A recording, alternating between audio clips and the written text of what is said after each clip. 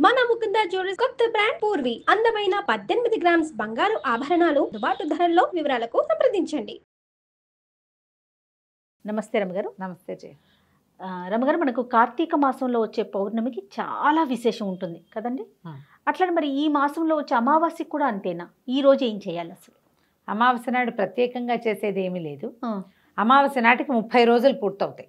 కార్తీక 30 రోజులు పూర్తవుతాయి. అయితే ఈ అమావాస్య వెళ్తూ ఉండగానే పాడ్యం వస్తుంది కదా, అవును, దాన్ని పోలి పాడ్యం అంటారు.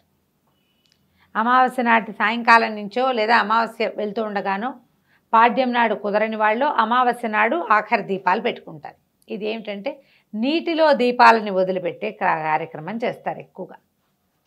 పోలిపాడ్యమికి ఒక ప్రత్యేకమైన కథనం కూడా ఉంటుంది. కార్తీక పురాణంలోనూ చెప్పబడుతుంది. పోలి స్వర్గారోహణ. ఈ పోలి అంటే ఏమిటో తమాషాగా ఉంది. పోలమ్మ అమ్మాయి పేరు. పోలాలు పెట్టుకుంటారు. పోలేరమ్మ మీద నుంచి పెడతారు కదా. ఆ ఇంట్లో ఆఖరణ పుట్టిన పిల్లలు, లేక పుట్టిన ఆడపిల్లలు, చచ్చి బతికిన పిల్లలు, వాళ్ళకి పోలి పేర్లు పెడతారు. పోలి అని పిలుస్తారు. ఎంతమంది కనపడతారో ఆ పోలాలు, పోలమ్మ ఇలా. అయితే ఈ పోలి కథ చాలా వింతగా ఉంటుంది. ఈ కథ చెప్పుకుని అక్షింతలు వేసుకుంటారు, దీపాన్ని పెడతారు. ఏంటంటే ఇప్పుడు నెల రోజులు మనం కార్తీకం శుద్ధంగా చేసుకుంటారు ప్రతి వాళ్ళు కూడా. అవును, మిగిలిన ఏవి దానాలు ధర్మాలు అవి ఇవి చేసినా చేయకపోయినా పొద్దున్నే స్నానం, దీపం.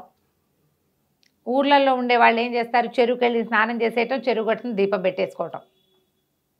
వెళ్ళేటప్పుడే పట్టుకెళ్ళిపోతారు వస్తువులు, నూనె, దీపం, ప్రమిదలు, ఒత్తులు పట్టుకెళ్ళిపోతారు. దేవాలయాలు ఏవైనా చెరువు గట్టునే ఉంటే స్నానం చేసేయటం, ఆ తడి బట్టలు పెడిచేసుకుని సూర్యుడికి అర్ఘ్యం ఇచ్చేసుకుని దండం పెట్టేది. అర్ఘ్యాలు ఇంకా సూర్యోదయం కాదు, ఓ దండం పెడతారు రాని సూర్యుడికి, దీపం పెట్టేసుకుంటారు ఆడవాళ్ళు. మగవాళ్ళు అయితే సంధ్యావందనాది కార్యక్రమాలు చెరువు గట్టునో నదీ తీరానో అలాగే చేసుకునేవాళ్ళు. బావి దగ్గర స్నానం చేసి వచ్చే దారిలో ఉన్న దేవాలయంలో దీపం పెట్టి వచ్చేసే పద్ధతి కూడా కనపడుతుంది. ఈ ఊళ్ళల్లో చిన్న చిన్న పల్లెల్లో దేవాలయాలు అవి లేని వాళ్ళు ఏం చేసేవాళ్ళు, సమీపంలో ఉన్న నదీ తీరాలకి వెళ్ళిపోయేవాళ్ళు. వెళ్ళి అక్కడ నివసించి నెల రోజులు దీపం పెట్టుకొచ్చేవాళ్ళు. తెల్లవారుజామునే 4-3 గంటలకల్లా బయలుదేరి వెళ్ళిపోయి అప్పుడు ఏముంది 6ంటికి పడుకునేవాళ్ళు. సాయంత్రం 3ంటికి లేవడం ఏమీ కష్టం కాదు. అవునవును. ఈ వెళ్ళిపోయి 3 గంటలకల్లా వెళ్ళటము, స్నానం చేయటము, దీపారాధన చేసుకోవటం, తెల్లవారేసరికల్లా మళ్ళీ ఊళ్ళోకి వచ్చేసేయటం. దూరంగా ఉన్న నదీ తీరాలకు కూడా ఇలాగే వెళ్ళేవాళ్ళు. తీర్థాలకు వెళ్ళటం ఇది ఒక విధానంగా వెళ్తుంది. ఇప్పుడు కూడా మనం అలాగే ఇంచుమించుగా చేస్తున్నాం. మనకేంటంటే జనాభా పెరిగారు, జనావాసాలు పెరిగిపోయినాయి. ఈ నదీ నదాలు, చెరువులు, జామలు మనకేమీ లేవు. చెరువులో స్నానం చేస్తే ఏదో పిచ్చెక్కినట్టు ఉంటుంది. స్విమ్మింగ్ పూల్లోనూ వాటిలోనూ స్నానాలు చేయలేం కదా. భూ సంబంధమైన జలాలు కావు అవి, ప్రాక్టికల్ కుదరదు కదా. కాబట్టి మనకు పుష్కలంగా స్విమ్మింగ్ పూల్స్ ఉన్నప్పటికీ మన ఊళ్ళల్లో కుదరదు. అవును, ఏదో ఇంట్లోనే స్నానం చేస్తాం. కుదిరితే ఏదైనా ఒక్కరోజు వెళ్ళి ఏ నదిలోనో ఏ చెరువులోనో చేస్తాం. ఇలా 30 రోజులు చేశాక, 30 అంటే రోజులకి 30 చెప్తాం. తిథులు అవో 15 తిథులు, ఇవో 15 తిథులు.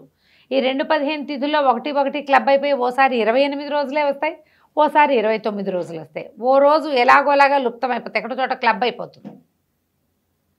ఇన్ని రోజులు పెట్టి ఈ అమావాస్య రోజున, అమావాస్య నాడు 30వ రోజుగా పూర్తి చేసుకుంటారు. చేసుకుని అమావాస్య నాడు సాగనంపకుండా పోలి స్వర్గారోహణ పాడ్యమి నాడు చేస్తారు. పాడ్యమి నాడు ఏం చేస్తారు, ఇట్లా తెల్లవారుజామునే, అదే లాస్ట్ దీపం. మన అరటి డిప్పలు దొరుకుతాయి కదా, అరటి డిప్పకి చిన్న చిన్న హోల్స్ చేసి, ఆ హోల్స్ చేయడం కూడా మా చిన్నప్పుడైతే నాకు తెలిసి ఈ మందు సీసాలు ఉండేవి చూడు, బాటిల్స్, టానిక్సే బాటిల్స్, వాటికి మూతలు రేకు మూత కదా, ఆ రేకు మూత ఇలా గుచ్చి ఇట్లా తిప్పితే ఆ డిప్ప ఊడొస్తుంది. అందులో ఆవు నేతిలో ముంచిన ఒత్తిని అందులో వేసి వెలిగించి నీళ్ళల్లో వదిలిపెడతారు. అవును, నీటిలో వదిలిపెడతారు. దీపాలని వదిలిపెట్టి మళ్ళీ వచ్చే సంవత్సరం మళ్ళీ కార్తీక దీపాలు పెట్టుకుంటామని అంతవరకు పోయి రమ్మని అమ్మవారిని దీపలక్ష్మిని సాగనంపుతాం. పెద్ద పూజా విధానంగా ఏం చెయ్యరు. ఇంట్లో దీపం పెట్టుకోవటం, ఇది పసుపు బొట్టు పెట్టి అరటి డిప్పలకి దొప్పల్లో దీపాలు పెడతారు. ఈ గంగలోనూ అక్కడ కనపడుతూ ఉంటాయి మనకి నదీ తీరాల్లో, గోదావరి నదీ తీరాల దీపాలు వెళ్తూ కనిపిస్తాయి. అరటి డిప్పల్లో చేస్తారు. ఇంత తట్టు మన రైతు బజార్ల నిండా అరటి డిప్పలు దొరుకుతున్నాయి ఇప్పుడు. మనకి ఇక్కడ నీళ్లు లేవుగా, ఏం చేస్తాం, అందుకని మనం ఒక టబ్లో వదిలిపెడతాం. దాని నియమం ఏమిటి? అమావాస్యతో నాడు తెల్లవారుజామున దీపాలు కనిపించడం, వెలుగు. ఈ దీపాల వెలుగులో మన పితరులు ప్రయాణం చేస్తారు. ఇలాంటి దీపం మనం ముందు పెట్టాం. అది ఎప్పుడు? నరక చతుర్దశి రోజున. అవును. సరిగ్గా నెల క్రితం కదా దీపావళి అమావాస్యకి పెట్టామా? అవును. దీపావళి అమావాస్య తర్వాత అక్కడి నుంచి నెల రోజులు చేసాం చూడు, అలాంటివే యమదీపాలు ఇవి. ఇప్పుడు మన కార్తీకంలో 2 విశేషమైనవి చెప్తారు. జ్వాలా తోరణం ఒకటి చాలా అద్భుతమైందని చెప్తారు. తర్వాత ఇది ఈ వెళ్ళే దాన్ని చూసి దండం పెట్టుకోవటం. మనమే చేయలేకపోయాం, ఎవరో వేస్తారు, దండం పెట్టుకోండి, అది కూడా ఫలితాన్ని ఇస్తుంది. ఈ పోలిని పంపించటము, ఆ పోలిని పంపటం కాదు, జ్యోతిని పంపటం. ఈ పోలమ్మ కథ విశేషంగా చెప్తారనమాట. కథ బాగుంటుంది. పూర్వం ఒక నదీ తీరంలో ఒక రజక కుటుంబం ఉండేది, చాకలి వాళ్ళ కుటుంబం, 5 కొడుకులు వాళ్ళకి. అయితే వాళ్ళిద్దరు భార్యాభర్త బాగానే ఉండేవాళ్ళు. ఈ 5 పిల్లలకి పెళ్ళిళ్ళు చేశారు. ఆఖరి కోడలు పోలి. ఈ ఆఖరి కోడలు ఏంటంటే అది ఇంటి దగ్గర ఒక దేవాలయానికి అనుబంధంగా ఉన్న రేవులో పనిచేసేది చిన్నప్పుడు ఆ పిల్ల. అప్పుడేంది 10 ఏళ్ళకే పెళ్ళిళ్ళు చేసేవాళ్ళు కదా.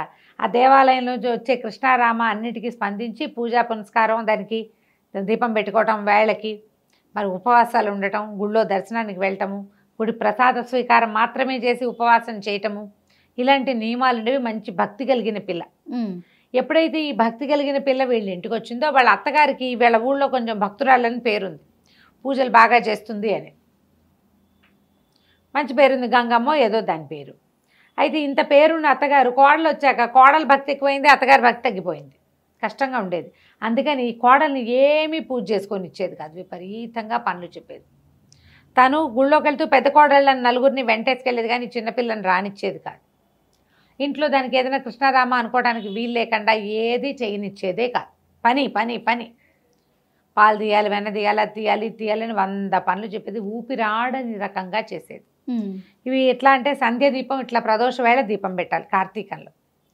సూర్యోదయానికి ముందు చేయాలి. సూర్యోదయానికి ముందు ఇంట్లోంచి బయటకు వెళ్ళనిచ్చేది కాదు స్నానానికి. పోనీలే సాయంకాలం దీపం పెట్టుకుందామంటే అన్నీ చేతి నిండా పనులు, ఇలాగే చేసేది. అయితే ఇలా కొంతకాలం గడిచింది. పిల్ల కొంచెం బాధగా ఉండేది, కానీ అయినా కూడా అది ఏం చేసేది, వాళ్ళ వాకిళ్లలో పత్తి చెట్లు ఉండేవి. కాయ కోస్తే అత్తగారికి తెలిసిపోతుంది. ఆ కాయ ఇట్లా విచ్చుతుంది కదా, టుప్పమని పగులుతుంది. అది పగిలితే పత్తి ఇట్లా తెల్లగా ముద్దలాగా వస్తుంది. అలాగా కొంచెం తీసి ఒత్తి చేసుకునేది, దాంతో చేసుకునేది దీపం. లేకపోతే అరటి నార తీసి అరటి చెట్ల దవ్వలాగితే నార వస్తుంది. పువ్వులు కడతారు మద్రాసు అయితే, నీకు తెలిసి ఉంటుంది కదా. ఆ నారని సన్నగా పేని అది ఒత్తులుగా వాడుకునేది. ఏం చేసేది, మజ్జిగ చేసి చల్లకవ్వానికి జిడ్డు వెన్న అంటుకుని ఉంటుంది కదా, అలాగా లాగితే గోళ్లలో నుంచి ఇంత కొంచెం వెన్న వస్తుంది. ఆ వెన్న ఈ ఒత్తికి అంటించి ఆ జ్యోతి వెలిగించి దేవుడికి చూపించేది. ఏదో ఒక రూపంలో రోజు దీపం పెట్టుకునేది.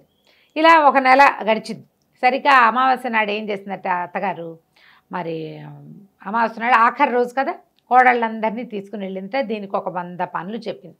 వచ్చేసరికల్లా ఇల్లంతా మెత్తేసి చేసేసి పెట్టేసేయాలని చెప్పి పెట్టేసరికల్లా ఈ అమ్మాయి ఏం చేసింది, ఆ పూట అస్సలు సాగల పాపం. ఈ పత్తికాయ ఒకటి కనపడితే ఆ పత్తితోటి ఇచ్చేసి ఆ ఒత్తి పెట్టుకుని దీపం వెలిగించి దండం పెట్టుకుందట అమావాస్య నాటి తెల్లవారుచావున. అమావాస్య వెళ్ళిపోయి పాడ్యం వచ్చేస్తుంది, అమావాస్య వెళ్ళిపోతుంది.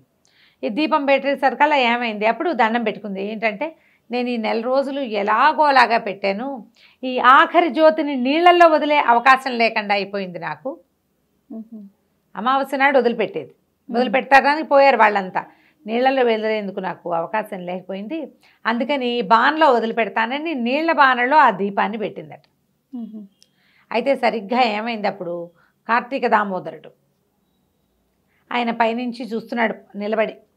చూసి అబ్బో ఎన్నో దీపాలున్నాయి, మొత్తం దేశం కింద భూమి నిండా దీపాలు, జ్వాలా తోరణాలు కనపడుతున్నాయి, దీపాలన్నీ నడుస్తున్న దీపాలన్నిటినీ చూస్తున్నాడు. చూస్తుంటే ఒక చోట ఇట్లా గుండ్రంగా తిరుగుతోందట దీపం, బాణలో ఉంది కదా. ఆయన ఈ దీపం ఏమిటని ఆసక్తిగా చూస్తే ఈ అమిత భక్తి కలిగిన ఈ చాకలి వాళ్ళ చిన్నపిల్ల, ఒక 20-18 ఏళ్ల పిల్ల కనపడింది. ఆయనకి ఈ పిల్ల నచ్చి తన పార్షదులను పిలిచి సశరీరంగా ఈ అమ్మాయిని తీసుకురమ్మన్నాడు. ఈ లోపల ఏమైంది, తెల్లారిపోయింది. పాడ్యం తెల్లారితే ఇంకేముంది, వచ్చేస్తారు కదా వీళ్ళు. అత్తగారు తోడుకోడళ్ళు అందరూ బయలుదేరారు ఇంటికి. వస్తుంటే పైనుంచి ఒక విమానం దిగుతూ కనపడిందట, రెక్కలున్నది. చూశారు, అమ్మో ఇంకేముంది, వాళ్ళ అత్తగారు బోళ్ళంత భక్తురాలు గంగమ్మ ఇన్ని రోజులు కోడళ్ళని వెంటేసుకుని 4 రోజులు దీపం పెట్టింది, 4 రోజులు కార్తీక స్నానం చేసింది, దానికోసమే వస్తుందంటే వీళ్ళ పక్క నుంచి ఆ విమానం ఎగురుకుంటూ పోయి పోలి వాళ్ళ ఇంటి దగ్గర ఆగింది. దిగి వచ్చినటువంటి విష్ణు పార్షదులు అమ్మాయిని రామ్మ నీకు విష్ణు సాయుధ్యం లభించిందని దాన్ని ఎక్కించుకున్నారు. ఎక్కించుకుంటే ఏమైంది, అది పైకి లేచేసరికల్లా అత్తగారు కోడళ్ళు అందరూ పరిగెత్తుకొచ్చారు.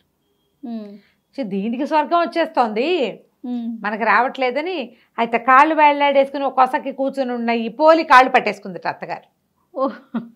ఆ అమ్మాయికి దేవుడు ఏవో కథలు తెలుసు కానీ ఈ స్వర్గాలు ఆరోహణలు తర్వాత విమానాలు వాటలు కూర్చోటాలు దానికి ఏం తెలుసు. అందరు పెద్ద మగవాళ్ళు ఉన్నారని సిగ్గుపడి ఒక కొస కూర్చుని కాళ్ళు వేళ్లాడేసుకుని స్తంభం పక్కన కూర్చుంది. ఆ వేళ్లాడేసుకున్న కాళ్ళని పట్టేసుకుంది అత్తగారు.